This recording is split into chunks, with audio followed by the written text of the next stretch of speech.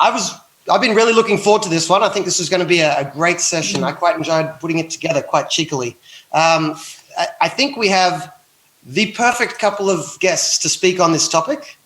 And it's a topic that does divide the libertarian movement or confuses the libertarian movement. It's not clear how to respond to the social justice movement, which can mean a lot of different things to a lot of different people. And I think the next two speakers are very eloquent, perhaps some of the most eloquent explainers of the way they respond to the social justice movement in very different ways, but coming from a position philosophically, politically quite similar.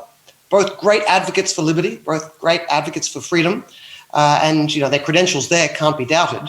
And yet they look at the social justice movement and see different things and draw different lessons. And we're going to learn from those lessons here. We're going to start with, I believe, correct me if I'm wrong, but start with Professor Stephen Hicks, who is going to give us his take on how libertarians should respond to the social justice movement. Thank you, Stephen.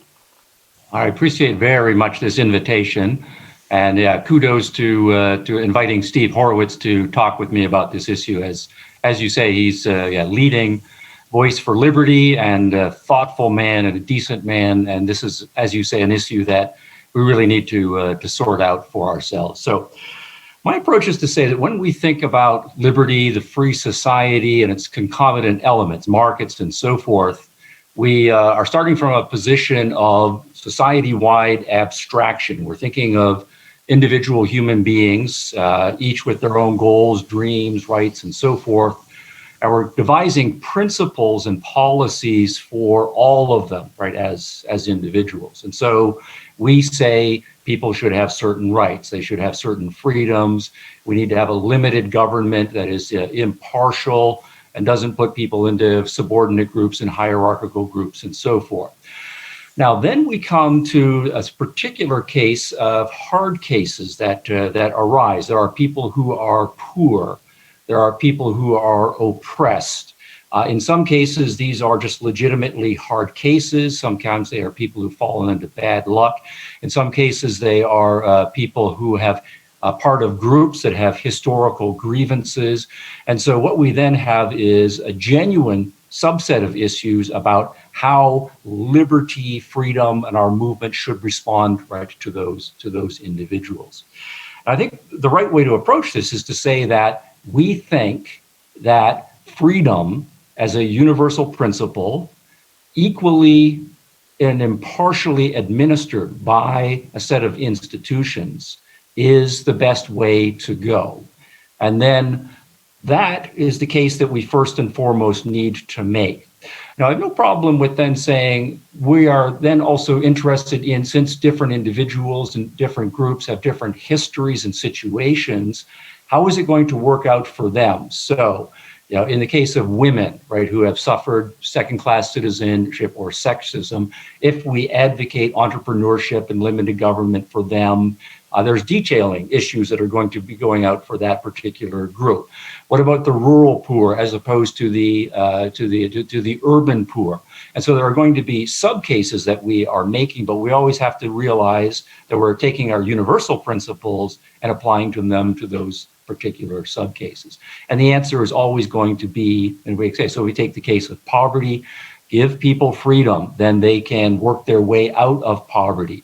Encourage entrepreneurship, and they can use their creativity and their resolve to get out of poverty. In many cases, government regulations are the biggest obstacle to stopping people from getting out of poverty, so repeal those regulations. In many cases, yes, there have been unequal rights in various pieces of legislation, and those have had historical consequences. Get rid of those unequal rights. And in the case of the hardest of all hard cases, we then think, well, if we do all of that, we're going to create a very prosperous society. And for the genuinely hard cases, being in a prosperous society, we'll have lots of wealth, and people are basically good. So we're going to have a very robust civil society and lots of philanthropy to deal with those individuals. Now, I think that's the right way to approach moral philosophy and political philosophy, and to make the case for freedom, and to nest our special concerns about particular individuals in circumstances or even groups that are suffering from certain kinds of circumstances. Now, when we turn to a label like social justice, as our introducers pointed out, it does mean a lot of things to a lot of people, but it does come down to really two or at most three standard uses of social justice. And I think one of them is confused and two of them are suspect in varying degrees. So I want to talk through on that. In one case, when we talk about social justice, or we start to think about the poor and the oppressed people, the language that we use is to say that the poor and the oppressed should have a kind of a special place in our hearts. And so what we need to do is, in making the case for liberty, adopt a certain rhetorical stance of showing that we are not just kind of abstractly, rationally having all of these principles and we're just mechanically applying them to the poor as if that's going to solve the problem, that we have a rhetorical problem, that people think of us as too impersonal and abstractive. So if we lead with a more emotional language and say, we really care about the poor or we really care about the oppressed, then we're more likely to get some traction. And at one level, I think that is fine. We do have to have a case for liberty that integrates rational argument with emotional caring, right, and so forth. So our reason and our emotion should be indicated. But if we go in the direction of saying that as a matter of rhetorical strategy, that or as a matter of principle, that what we should be doing is asking what issues or what individuals most get our emotions worked up and lead with our emotions on that, then I think that's an inappropriate strategy. The emotion has to be backed up and congruent with a principle that is being applied. So if we want to say we are compassionate for people who have been victims of oppression, we have to have a very good case for saying why we think that is an injustice, why those individuals have been treated badly. It can't just be an emotionalist rich kind of lead. So we need to integrate those two, and any sort of movement that wants to prioritize emotional appeals over logical and rational appeals, I think is inappropriate. Now, more seriously, we find in political philosophy and political morality, of course, there's a longstanding tradition that says those who are poor, those who are handicapped, those who are suffering, have a kind of higher moral standing, and that when we are thinking about moral claims, we should care more about people who are poor, to the extent that we make secondary the status and the issues and so on, and we might be willing to change or fudge or adopt our moral principles in the case of dealing with poorer people. So we find, for example, in the case of John Rawls is perhaps the most famous example with his difference principle. He's saying what we should be doing as a matter of moral principles to say whatever we're going to do socially and politically, we have to prioritize the needs of the weak, and whatever policies we design, they have to most help the poor, the weak, the disadvantaged, and so on. And I think that is an inappropriate, that what we can and should be able to say is moral principles apply universally to all people. And there are going to, of course, be special emotions that we have for people in different circumstances, right? People who are poor are going to call forth our compassion. But at the same time, people who have earned $1 billion, they should call forth our admiration. And I think it's inappropriate to say that whatever we're doing socially and politically, we should prioritize the needs and the advantages of the most rich, right, or the most advantaged, or the people in this group. It's the same error in the other way to say that we're going to put our thumbs on the scale for the most poor and the most disadvantaged. As moral philosophers, we come in treating human beings as having the same moral capacities, the same moral rights, the same moral obligations, and so on. And then I think that, of course, carries over when we start doing political philosophy. We don't want to take people in the polity and put them in different groups and suggest that they have any sort of different standing because of their group membership, whether they're in different races, different sex or gender groups, different economic classes, right, and so forth. We have a policy of equal rights across the board. So I think, for example, affirmative action is a good example. It can, of course, be a voluntary program, but it can also be a political program. And affirmative action, the standard arguments for it do come out of this tradition of saying, here we have people who are in a disadvantaged situation. Sometimes it's because of their economic background or a history of sexism or a history of racism. So what we need to do, in effect, is reverse that or tip the scales, and as a matter of policy, give preference to those individuals because of their currently disadvantaged status. And again, I think as a matter of politics, that's a disaster. That what we need to do then is say, we have equal principles of merit and getting what you earn. But yes, we are concerned with people who are struggling as a result of traditional sexism, right, or history, or racism, right, or whatever the problem is. That what we need to do is to say a principle of justice, of freedom, of equal rights, of limited government applied impartially, that works for everybody equally, and so forth. Now, the labels, I think, become very important here. So the labels that are at issue here is, I'm going to say I'm entirely in favor of justice, but I'm entirely unsympathetic to social justice, right? And we always have to ask, what is the point of adding an adjective to a perfectly good concept? And in this case, the adjective is carrying a lot of weight, some of it just confusion, some of it, in fact, baggage that is, in my estimation, philosophically corrupt. So what we mean by justice is people who are in a system, that they know ahead what the rules are, and they have freedom of entry, and they can bring their own talents and so forth. To the extent that they create something valuable, they will be economically rewarded, or they will be psychologically rewarded with praise and so forth. The idea then is you get what you earn, and that it's individuals who are doing the producing of the value. Of course, the flip side of that holds. If you destroy value, or you fail to create value, then as a matter of justice, you deserve some sort of censure or some sort of plan. So the point then is, justice is tightly tied to the concepts of desert, earning, productivity, and trying to measure those things. And we are interested in individuals as the agents who are engaging in this process. Now, when we turn to social justice, the adjective does become important here.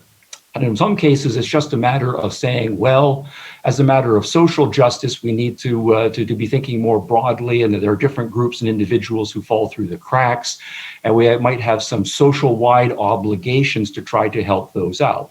And so then we get into debates about welfare policy, right, and so forth. It's not just a matter of individual cases in a court or individual market allocations. It's more broad legal principles. And at that point, I think it's a little bit obscuring, but I think it's fine, as long as we always remember that ultimately whatever policies we're coming up with are designed for individuals. We're not talking about amorphous social groups and so on. Now, where I think things start to get suspect here, and this is built into the history of the movements that have traditionally used social justice, right, as a label, is that when they talk about social justice, they do start to talk about groups. And from their perspective, groups are more important than individuals, and they start to lose sight of individuals. So they don't see you as an individual, they see you as a white person, or as a male, or as a member of some class or other, a rich group, right, or a middle class. So the class analysis becomes very important. And the argument also in the social justice literature always is that these groups have certain rights or entitlements as a matter of principle. And so what we then have is group rights, right, substituting for individual rights. And that's an inappropriate move. That from this perspective, justice is something that's a property of groups, right, rather than individuals. And it comes out more explicitly then when we start to say in response, but these particular individuals in this group, they haven't done anything to earn, right, this extra privilege or this extra grant that you want to give to them. And the fact of their not earning then is not taken as a criticism because they are part of a group. And if we then want to say we're going to redistribute from one group to another group, we say, well, of the people you're redistributing from, those individuals did not participate in the injustice or whatever. That also doesn't matter. They have an obligation in this case. So what we have in both cases is this use of social justice is about distributing from people who don't deserve to be redistributed from to individuals who've not yet earned the right. So the concept of earning that's built into justice goes away, and it's now collectivized instead of individualized. Now that, I think, is a philosophical gulf that we need to be facing front and square. When we are talking about justice, are we talking about individuals and earning and desert, or are we talking about groups and we are interested in redistributing to make things a more equal fashion and so forth? And you can't have it both ways. So in that case, I wanted to say, no, we need to stick with justice. Social justice is taking us in the wrong direction. Now, I think there also, though, is a way, and this is where some of the literature that I read, it's not just standard social justice, where the concept of social justice is used not just as a replacement for another individual justice, not that we're having debates about whether justice is individual or collective or not, but that social justice is used by this subgroup as an explicit anti-concept.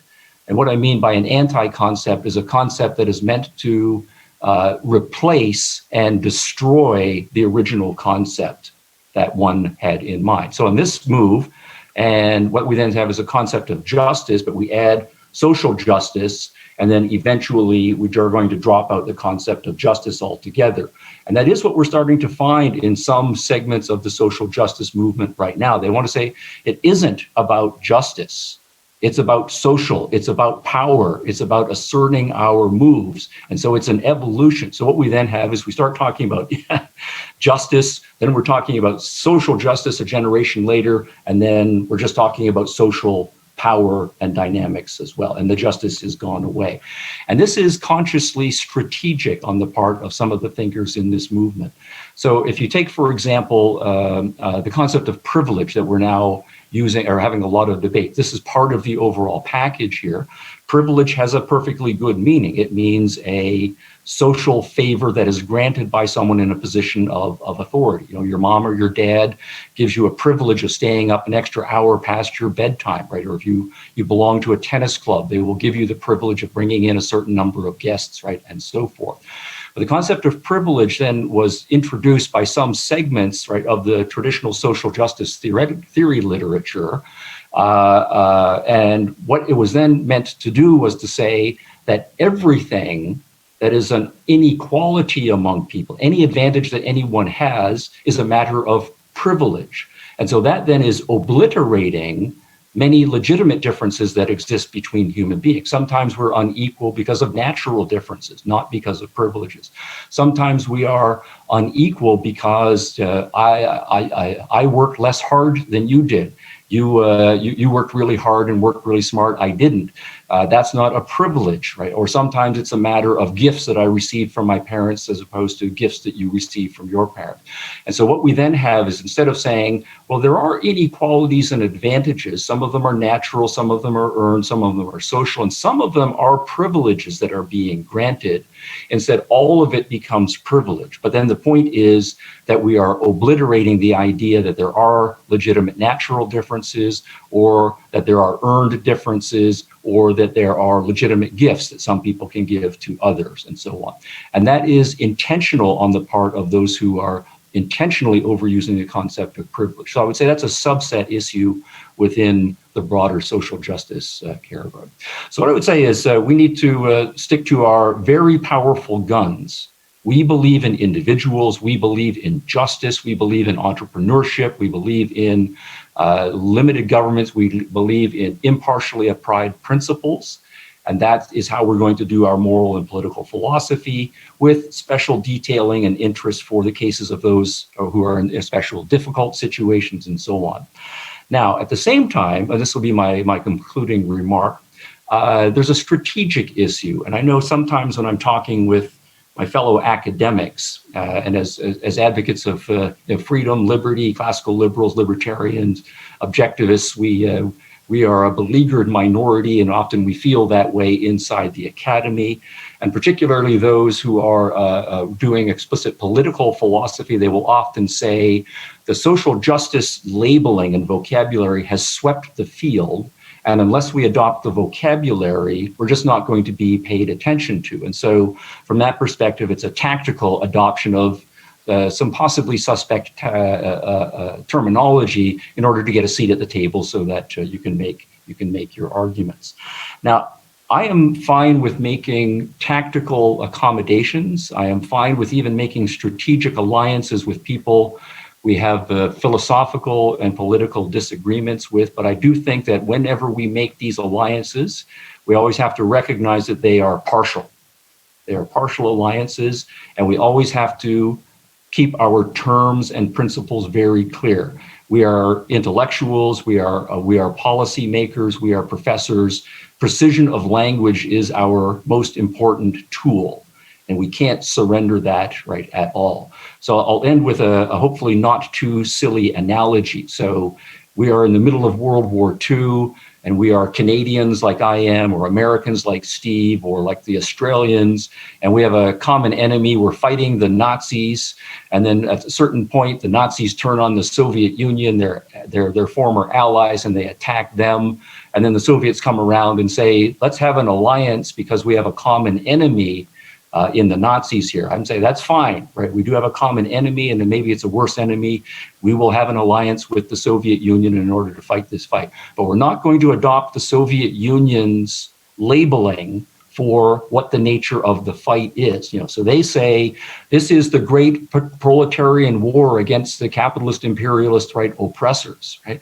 We don't want to go there, even though we are strategic allies. So to come back to the social justice issue, if at any point, right, social justice involves a collectivization and a subversion of the idea that you really in life deserve to get what you have earned or what value you have created, and it involves redistribution of unearned benefits, then we need to say no. At best, this is a tactical alliance against racists, against sexists, and so forth. I'll stop there. Excellent. Thank you very much, Stephen. That was, I think, a fantastic talk. I really enjoyed that. So we've just heard from Professor Steve, so we're going to now switch to Professor Steve to mix things up a bit, just to make things nice and confusing for you all. Steve Horowitz has been writing about similar issues for a while now. And I got to say, Steve Horowitz, I don't always agree with you, but I always make sure I read you because you're one of the people that we need to make sure that we're listening to as a gut check, as a reality check. And I really appreciate what you do, and I really appreciate you coming on here to talk to us. So, Steve Horowitz, over to you. Well, thank you, John. And, it's all about the clicks, right? So as long as you read me, that's that's what really matters. And as Steve said, thank you for inviting both of us to do this. I think I can't think of a perfect, it's a really good pairing with the two Steves, the two Steve H's here to have this conversation. And in listening to Steve, I think what I'm going to do is end up emphasizing our points of disagreement, which I think are mostly points of emphasis. Maybe Steve might call them strategy too, given his last few remarks. But I think in substance, we largely agree. And I want to try to emphasize, I had some prepared remarks, which I'm going to stick to, but I want to emphasize the bits of those that I think pull out where I think the differences are between what we're saying. And I think perhaps the best way to start with that, let me start with the quote I was going to start with, which is this Frederick Douglass quote that's been making the rounds that says, I would unite with anybody to do right and with nobody to do wrong. And I think that picks up right where Steve left off, which is as we think about how we, as libertarians, want to relate with the social justice movement, we need to recognize that there are things there that we want to unite with to do right. I think, and I'm going to emphasize those. But certainly, as Steve points out, there are other parts of that movement that we're not obligated to agree with simply because we find that their emphasis on other issues is good. So we don't, to stay with your last analogy, Steve's last analogy, we don't have to buy into the whole Soviet view of World War II to have the strategic alliance to defeat the bad guys. So with that in mind, I think what captures the differences in our approach is best. Steve, a couple times used the phrase how we're going to emphasize this sort of our usual libertarian broad vision of freedom, and we're going to nest, and that was the word he used, nest within that these particular concerns about race and gender and so forth. And I think for me, I want to sort of turn that inside out. And I want to say, rather than nest those within that, I want to foreground those as being particularly important for how we think about what libertarians should be doing and how we should be interacting with the social justice movement. And I think to go after, to sort of pick up another point that Steve made, I think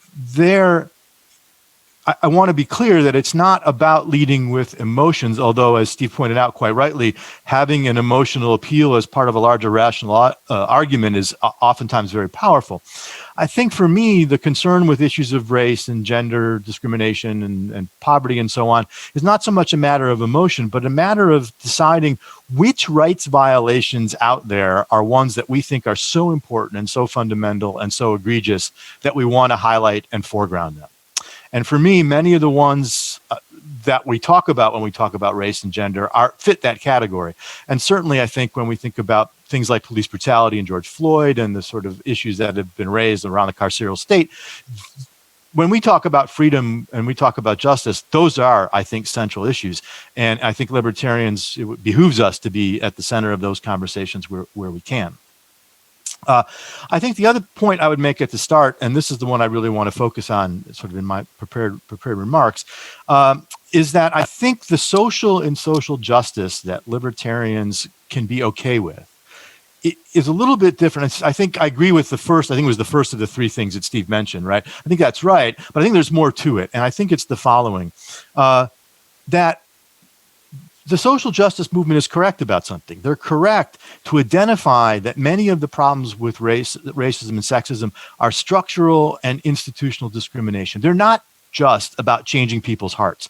The argument from the social justice folks is that we're not going to make a more just society, a more racially equal society, by just making people nicer. That's not going to solve the problem. The problems are deeper, they're structural, they're institutional. And I think that's a point that libertarians can agree with. I think it's one that we've emphasized. But the difference, of course, is which institutions and which structures we think are responsible.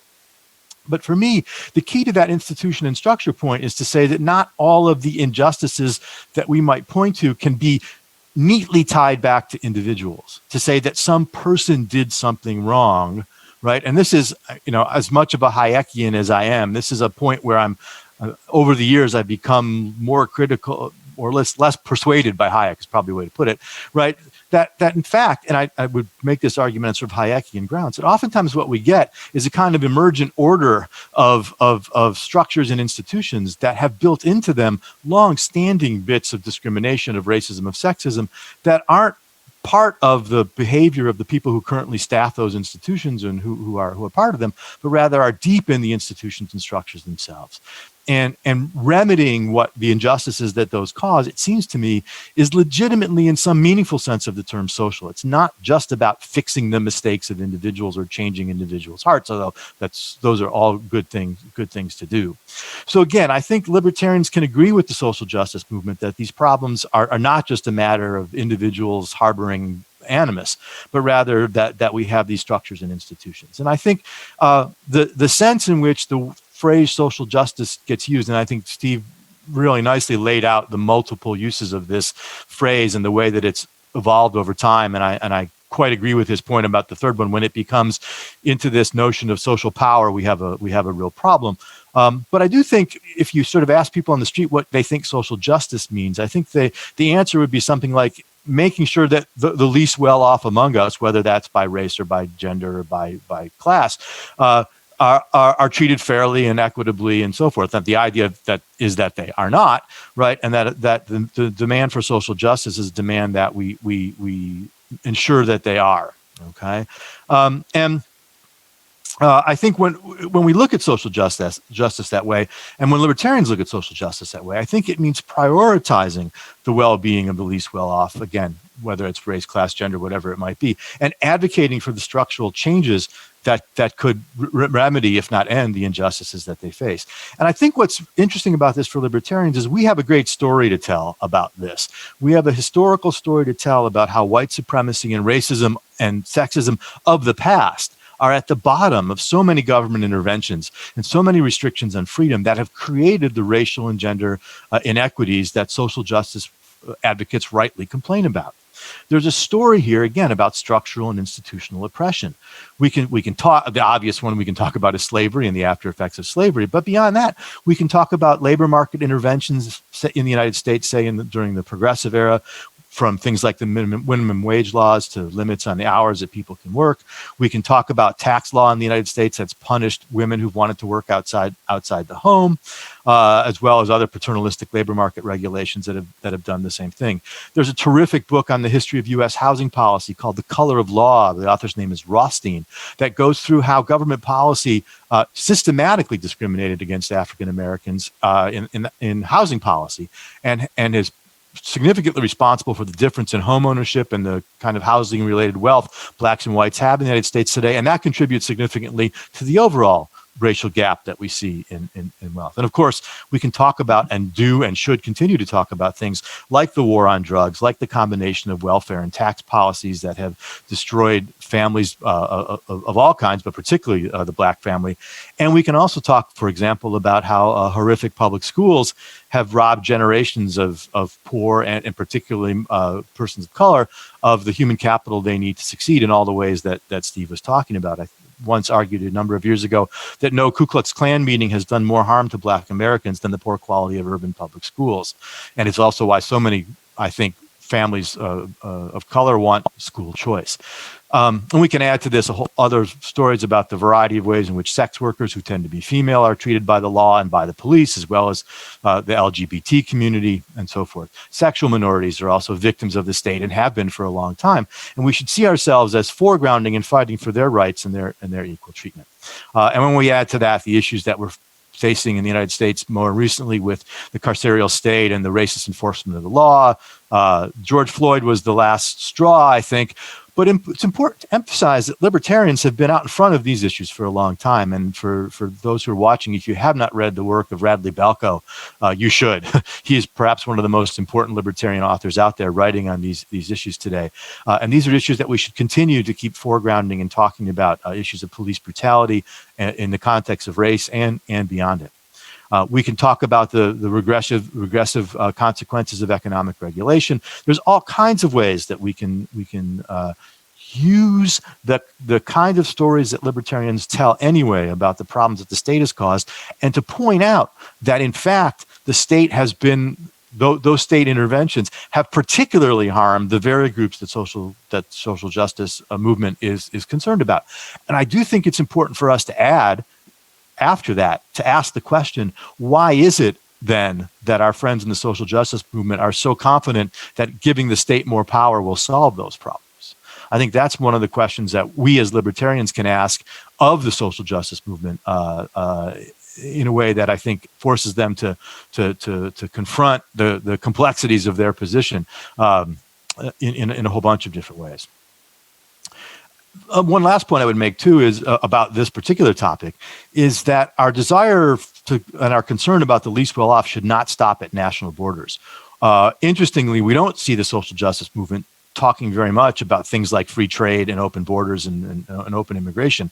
But the work of people like Brian Kaplan has pointed out that if there's one thing we could do to improve the lot of some of the most oppressed people on the planet, it would be enable them to come to the United States and Australia and Canada and the rest of the Western world in ways that would improve their well-being dramatically and improve ours in the process. So if we really believe, if we're concerned with social justice, that's another, we shouldn't let it stop at the borders of the United States. And there's a whole interesting debate in philosophy over how far our obligation for social justice extends. And I think libertarians have something important to say there too. The other set of points I really wanted to make today is I want to point out that all of this stuff I'm talking about is part of our history. It's a quirk, I think, of the 20th century. Quirk might be underselling it, but it's certainly a 20th century phenomenon that we found ourselves aligned with the forces of conservatism as we both went to fight socialism. Again, another example of the point that Steve raised earlier, just because we work with someone in an alliance doesn't mean we agree with everything they have to say. I think, and this might be a controversial claim, but I think the we won the victory over socialism in practice in 1989 and 1991. And I think in many ways we've won it in theory, even though the zombie keeps trying to kind of come back to life. But until that point, until that alliance with the right to fight off socialism, classical liberalism was a progressive leftist, in the way we would think about it now, movement, and one in particular that fought for equal rights across race and gender. If you read Adam Smith, one of the things you see right away in Adam Smith is what later authors have called his analytical egalitarianism, the idea that the street porter and the philosopher don't differ from birth, they differ from the kinds of lives they've led and so on, that people are people and that they should be treated equally. John Stuart Mill, despite his flaws from a libertarian perspective, was an ardent opponent of slavery and fought for gender equality and racial equality in ways that when we read now, seem particularly modern. And closer to home, in the 20th century, Mises and Hayek were among the few scholars of the early 20th century who managed to avoid the plague of eugenics and other progressive era flirtations with racism and sexism. And as libertarians, we've always insisted on that equality before the law that Steve talked about. And despite the recent book by Nancy MacLean, even in more modern times, Jim Buchanan was someone who was coming right out of that Adam Smith tradition of analytical egalitarianism. And it's worth pointing out that the United States Libertarian Party had a gay rights platform plank and supported same-sex marriage before anybody knew what those issues were about. And I was really glad to hear Steve point out, and I want to emphasize this point, that we as libertarians have always talked about civil society, about the role that charities and religious institutions and so forth play in ensuring that those who need help can get it. When you go to serve meals to shut-ins, working with your local house of worship, or when you donate to Doctors Without Borders, in some meaningful sense, you're doing the work of social justice. And that's part of our tradition too. In all of these ways, right? Thinking in terms of how we help the least well off and recognizing that oftentimes their oppression is not a matter of just changing people's hearts, but changing structures is part of our movement, even if we don't see the world the same way the modern social justice movement sees it. I haven't talked about as well the ways in which capitalism in particular liberated women from the drudgeries of housework and had made marriage into a contract rather than a relationship of domination. And capitalism and markets played a huge role in making gay and lesbian identity possible and making their claim for equal rights. So one of the products of our own beliefs and historically the ideas that we've seen put into practice has been increased legal equality for racial and sexual minorities and increases in their material well-being. Liberal capitalism delivers social justice, and libertarians shouldn't shy away from making that claim. And we shouldn't shy away from talking about how the state, including and especially economic intervention, is a source of racial and gender disparity and injustice. History, I think, and theory are on our side. Let me sort of close my comments with a couple of strategic thoughts, so I think, as Steve did as well. If libertarian ideas are going to capture this generation, we will have to address these questions of race and gender and sexuality. And we'll have to do it, I think, if not using the language that others use, at least being able to talk in ways that resonate with those young folks. Empty slogans about freedom alone won't do it, nor I think we'll be pleading for color blindness. To say that the state should treat everyone equally is not to deny that we should pay attention to race. Black lives matter precisely because they are not treated equally. We have to pay attention to race and gender and sexuality because the injustices they face are real. And I would argue among the most important injustices and the worst injustices that we might talk about today. And we as libertarians can offer a coherent narrative about the source of the problem and ways to solve it. Others might think we're wrong, and it's certainly possible that we are, but they might be wrong as well, and that's fine. Let's have the conversation, and let's try to make it clear to others that we think the issues are real and that they matter. The social justice movement has its flaws from a libertarian perspective, but we do share a number of important concerns. And rather than pushing them away for where we disagree, I think we should be emphasizing our points of agreement in our own self-presentation as libertarians and trying to work with them where we can to forward our mutual concerns. If they reject us, they reject us, and it's their loss. But if we can establish good faith, perhaps we might make the world a freer and more equal and more just place. The issues are too important and the opportunity here is too great to let the weight of our historical concerns about the term social justice stop us from doing the work that needs to be done. We owe at least that much to the long list of victims of state-sponsored violence and oppression, and to our citizens of color who live in justified fear of the state every single day. I'm going to add actually one other small point, because Steve brought up the word privilege, and I think it's a fascinating word for a bunch of reasons. And I agree with many of the things Steve said, that it gets misused in ways that I think are problematic for libertarians. But I also think there's an old libertarian tradition in the 19th century of defining classical liberalism as opposition to privilege. And the privilege they were talking about was state-granted privilege, right? And the idea that whether it was monopolies, whether it was unions, whether it was the privilege of whites being able to own African Americans, I mean, there's all kinds of ways in which the state treats people unequally and grants some people privilege over others. And I really like that word privilege to be used in that sense. And I'd like to see us try to, as the left would say, queer it, right? Which is to grab it back in a whole bunch of ways, because I think there's an interesting conversation to be had there about what we mean by privilege and about why it can be problematic when it's understood correctly. And with that, I will stop. Thank you. Excellent. Thank you very much, Steve. That was another great talk. We have about 15 minutes left for what might otherwise be Q&A, but I think what I'd prefer, if you guys are happy, we will throw it to you guys to have a discussion back and forth. If Stephen Hicks would like to respond to that, and then you guys can just interrupt each other as you see. Yeah. Well, no, I like Steve's framing this as we do, I think by my count, share about 85 to 90% of agreement. That's probably right. And some of this, I think, is a strategic, right, and in some cases tactical issue, and then when to use certain terminologies and when to form alliances, right, and so on. So let me just kind of make one philosophical point.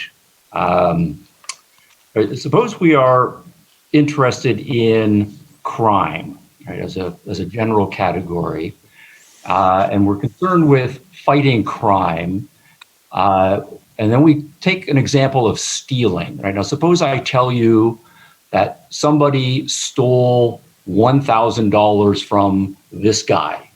And I say, what do you think about that? I think we as libertarians should be very clear about saying, well, that is a violation of property rights. It undercuts it's all this, that, and the other thing. And the police should, to the extent they have resources, go after people who are thieves. It's a matter of justice and protection of property rights as universal principles. Now, immediately then, we run into those who will say, well, I don't quite know how to answer the question.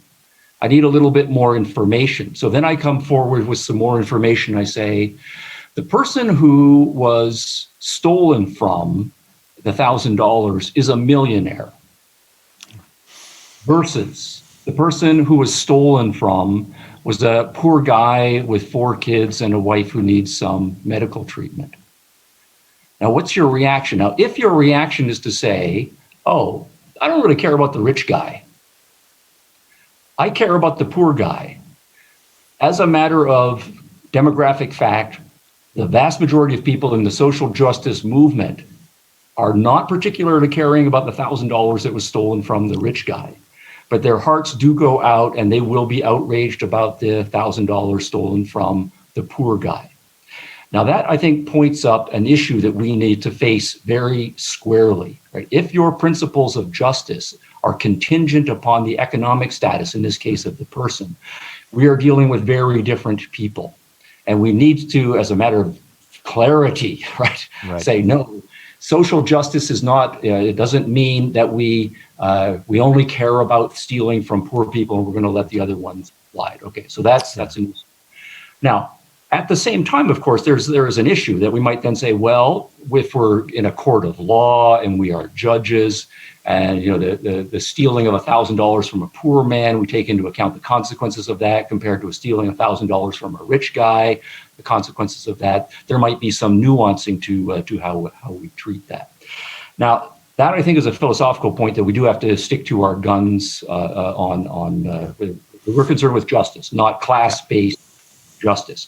Now, then I think, though, to make a transition to Steve's point, I think I'm fine with saying that as a matter of strategy or tactics, we say, okay, fine, we have the broader libertarian movement, and we fought and won the battle over religious liberty, and then we fought and won the battle over political rights, right, and equality. And now in the 20th century, rather, we've spent a lot of time on the economic liberty issue. So we win. But in each case, what we have is a different strategic focus that we are applying our general principles to. And then we did it with gay rights, and we won that, although, of course, we had some strategic alliances there. And so maybe what Steve is talking about is then to say, what really are the burning issues right now where we need to get the most traction is in cases of racism, police brutality, this, that, and the other thing. So keeping our principles very clear, we're just devoting strategic resources and attention to those issues. I am perfectly fine with that. And again, as long as we are keeping the strategic alliance principles clear. Yeah. Go ahead. I think, and so let's play with that for a minute. I think two things. First, to stay with your 1,000 example, right? I agree with you, and it's crucial that we talk in terms of equality before the law. I think sometimes libertarians forget about that principle when we talk about other kinds of things. So yes, but I think the situation that we might find ourselves in today is more like one guy had $1,000 stolen from him, and another guy had $10,000 stolen from him, and we're spending a lot more time worrying about the $1,000 than the $10,000. Now, they're both rights violations, of course, and we want to pay attention to both of them. But we might want to say, which is the bigger rights violation? Or perhaps a better analogy, some guy had $1,000 stolen from him, another guy got his arm chopped off or got stabbed or whatever. So I think the question is, for me, it's not just a strategic question. I think it is a strategic question, but not just a strategic question. It's where are the most severe rights violations taking place? And when we see the knee on the neck of George Floyd, that's a different thing to me than whether the marginal tax rate is 5% too high, right? And I think so I think it's part of, and I'm glad to, part of that's judgment, but I also think part of it is a kind of broader historical and a larger understanding of what we mean by rights and human rights and freedom and all the ways that libertarians would talk about them. So I think that, watching where the state is really overpowering people and focusing our energy there is not just a matter of strategy, though I think it can be a really effective strategy. I think there's a principle in there too about where the worst rights violations are taking place. Absolutely right.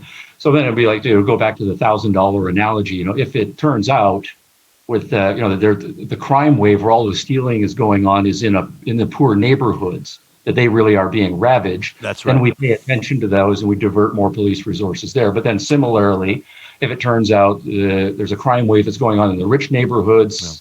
Stuff is being destroyed, then the police devote their resources there. Yeah, the same. And I do. Again, it's hard where that line is between strategy and sort of principle for me. There's both are here, and I think it's. I think the part of the problem is we as libertarians kind of come off just with sounding like a bad chord when we are spending so much time focused, again, I'll just pick on this, on the marginal tax rate and not talking enough about the George Floyds and the Eric Gardners and all the rest that has incensed so many people. Again, that's not to say that taxation isn't a problem, and so, I'm an economist after all, but really, where our energy should be focused, I think is, and which rights violations matter more are questions we need to ask ourselves. And it's, if you've been following Twitter the last 24 hours, when the Libertarian Party presidential nominee, says Black Lives Matter and we need to be anti-racist, and suddenly, half of Libertarian Twitter says, well, I'm out of here, right? Guys, understand, right, that this is a matter of emphasis, and this is a matter of how we need to be in that conversation, and being in that conversation, there's nothing inherent in being in that conversation that's anti or unlibertarian. There are ways to enter that conversation about Black Lives Matter, about anti-racism, that don't require us to give up our principles. Mm-hmm. Just kicking it back to our moderators. Should we just carry on, or did you want to direct us? It's all right. unmute myself. You still have another 5 minutes if you want if you have anything else to say. If not, we still have some questions lined up, but we're happy for you guys to go back and forth. Sure. I'm really enjoying seeing that. Yes. Yeah, another interesting issue then in Steve's remarks, and they do overlap with my remarks, is this issue of individual, institutional, right, structural, and systemic. And so when you read the literature, so we say there's an injustice, and then in many cases, of course, we're having an academic taxonomy that we're trying to develop. And my view is that Steve was talking about institutional and structural, and that we need to pay attention to that. And I think that is fine, but again, we need to be clear about what that means. So, and I'll just telegraph my conclusion that my reading of these four types, individual injustices, institutional injustices, those two are okay. When you get to systemic and structural, that's where there are, we're dealing with academics and intellectuals who are coming from a very alien tradition. And I think we have to abjure any use, right, of those labels as well. So I think, to take Steve's examples, I'm perfectly fine with saying there are lots of institutions, right, that do bad things, right? So there are businesses that have kind of baked into their culture inappropriate attitudes toward women or racial minorities or religious minorities, right, and so on. Even if the individuals, for the most part, in that organization don't subscribe to those values, there are just policy, not even policies, but in many cases, culture. Just practices, culture. that has come along. And so, if that's what we mean by institutional dysfunction, then of course that's a legitimate phenomenon. We need to take care of it. But we always have to say that the problem with that injustice is that you are inappropriately treating an individual, right? And here, if it is in fact a policy that's on the books, that's a policy that we need to pay attention. An individual policy someone's put out, and it's being enforced by some individuals. So ultimately, the individual talk does need to be broken down to institutions. Even, I want to say, in the case of something like a legacy law, there's some stupid law on the books that was passed in 1913, right, or something like that, and it's on the books, and it's more or less mechanically by rote, and nobody's kind of half aware that the policy is there.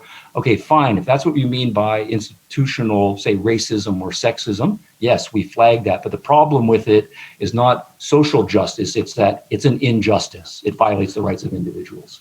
And one thing I'd add to that, I think oftentimes those sorts of things can be embedded in the culture of an organization or the culture of a society in ways that the people in them don't explicitly recognize.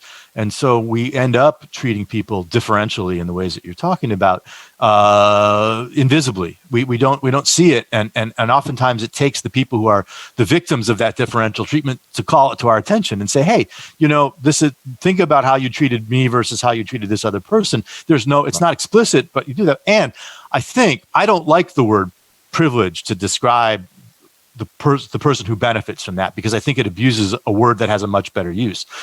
But the concept underlying it, I think, is valid, which is that some people are, for lack of a better term, are getting a pass, or others are being treated poorly as a result of those cultural norms and that stuff that's embedded in culture that we don't always see. Right, it's a legitimate concept, and we need to use it for sure. Yeah, you're right, and so I think that's one of the ways in which when people tell me, use check your privilege or whatever, I try not to hear that word privilege, but I do think they are sometimes, if not oftentimes, saying, hey, there's some inequity happening here that you didn't realize you were engaging in, and I'm calling it to your attention.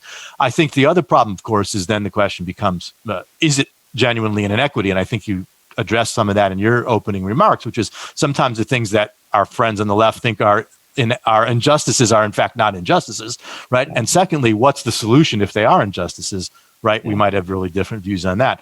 But to point out that inequitable treatment in ways that are culturally embedded, that aren't in the law or policy, are real phenomena, right? I think is valid. It's true. So yeah, I agree with all of that. So just on this issue of institutional, structural, and so on, my reading of the literature here, particularly the intellectual history of this, is that we should be very wary of the uses of structural, right, racism, because that literature entirely has a metaphysics that fair enough. And that there I'm are these fine. structures, these social structures, and that we're born into them, and they constitute us. And so even if you're not a racist, even if there are no explicit cultural problems or explicit laws, nonetheless, there's this amorphic metaphysical force that only specially trained individuals know about. Right. That is a suspect concept. So we have to be careful. I agree. We have to be careful with that one. Gentlemen, we are just about at the end for this session, but I wanted to throw to you guys for one last sentence or summary or wrap up for what you've been saying today. Yeah. Go ahead, Steve. Okay. Yeah, I would say I don't think it should be an either or, kind of philosophical clarity and consistency and kind of strategic and tactical effectiveness. So Steve is a very careful academic in his thinking. I strive to be that as well.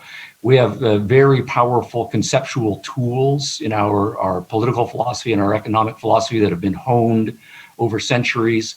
Let's use them and stick to them well. And then when we have a philosophical disagreement, make sure that we're not shying away from engaging that philosophical disagreement. At the same time, we should be able to form strategic alliances and allocate our resources, including tactical associations, with people we ordinarily would disagree with, in order to get some actual good results done. Right? So let's strive to do both. Yeah, and I would close by just saying, I think if libertarians don't find a way to have these conversations and come to terms with the issues being raised by the social justice movement, we're simply going to be out of the meaningful conversations in political and social philosophy and in ground politics that are going to take place. And we're going to lose, I think, a generation of young people if we can't find a way to come to terms with it. That doesn't, again, mean we have to sacrifice our principles. It means that we need to think really carefully about how to apply those principles in ways that engage that conversation rather than run away from it. Thank you, gentlemen. Thank you. This, I think, was a great session, Really both good. because we had a couple of great talks and also because we didn't have to moderate the Q&A. You guys did that yourself. So that's a win-win. So thank you very much, gentlemen.